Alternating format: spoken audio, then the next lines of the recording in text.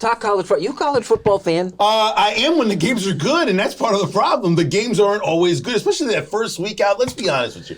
We'll watch that first game to see who gets blown out 52-3. And, of course, we'll get ready for the marquee matchups. We'll get ready for rivalry weekend. We'll get rid of all these big tournaments. But that's the big issue right now where you're going on with college football. You have certain good teams in certain conferences, but the main conference is the SEC, the Big Ten. I mean, that's about it. Everybody's worried about that. But the end game here is going to solve that. I mean, presumably, we're going to get more better games. More better. More better. I'm not convinced of that. I'm convinced of number one, number two, rivalry weekends. I'm convinced of that stuff. It's inconsistent. That's the problem with college football. It's not consistent. I compare what we've seen the last week, Pat, to a game of Risk.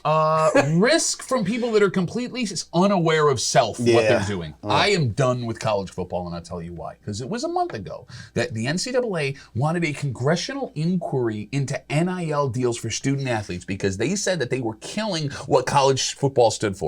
And a month later, they ripped apart one of the most historic football conferences in the history of the game. Are you kidding me right now? I mean, look, you were alive and covering sports when everything went down with Texas A&M, going over to the Big 12, all that stuff. I'm in the Southwest Conference and the Big 8. I mean, yeah, the Southwest Conference was one of the premier conferences in college football. It destroyed Rice, Houston, SMU destroyed themselves, but TCU only recently rebounded. These were power football schools, Bill. You're going to get that with what is left over of the Pac-12. How do you say that these kids don't deserve to earn the money that they're making in a free market and then turn around and destroy college football purely for profit? You do know that is the biggest whale right there for all of college sports. Is they've got to find a way to create revenue and money for that. But did we not see this in college basketball? I mean, what was it that we loved about college basketball when it was the Big East? We love these big schools. And what happens is these teams start to lose a couple of players. They start to lose interest in the conference. And then the Big East is now what the Big East is now, which is that conference no one watches. No, but you bring up another reason why I despise what college football has become, because I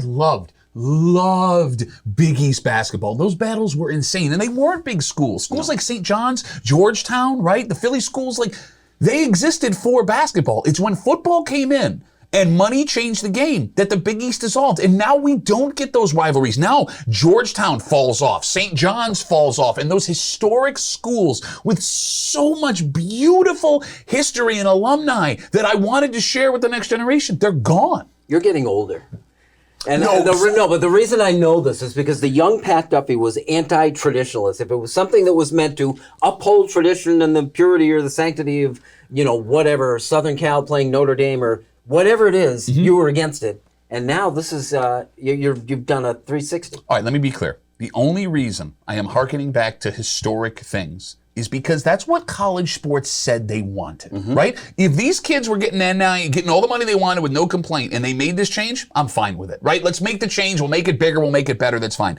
For you to be as hypocritical as you are and make the move, no, get out of my face because you never cared about tradition and the student athlete to begin with. This makes the whole Reggie Bush discussion silly again. This makes all of these different things that have gone on in college football that they've been fighting against now you're going towards. You just want attention. And let's be honest, we don't really follow college football. We wait for the marquee game that's really interesting. Maybe Notre Dame, out of tradition, out of fun. There will be more of them. But will they hold your interest enough? Sports is spread across all boundaries right now. I can watch baseball, football, streaming it now. Pac-10 was having a whole bunch of trouble getting their own network. This is ridiculous. But here's the thing. You talk about there'll be more rivalry games. There's also going to be more garbage. Rutgers is going to have to play Penn State. They're looking at we brought up SMU. Yeah, but Penn State won't have to play McNeese State anymore. But they're still going to. They're still going to pay those schools to come. The fact that you think these schools will not take 2 and 3 easy wins in the beginning of the year, you're insane. And SMU is being rumored to join the ACC. Are you excited for a hot